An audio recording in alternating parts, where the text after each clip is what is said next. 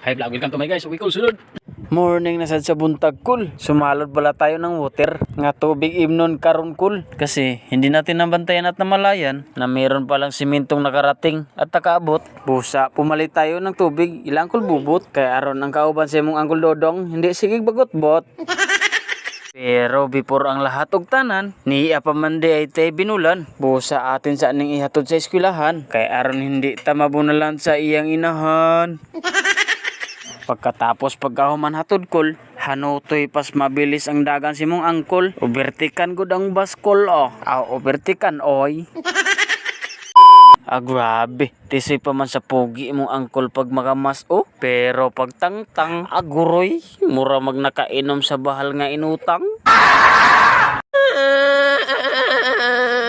Ngunit hindi lumangan dumugay, imong angkol lumokdo na bay. Unya iyang kauban, murag naapay kasuko ay. Kay ang mga simento, iya ra mang ipangsalibay. Busa imong mga angkol, grabe yung taong lihay-lihay. Lihay mo lang. Pagkatapos pagkahuman, na-finish na rin kami. Busa, hindi na tayo naglangan-langan pa.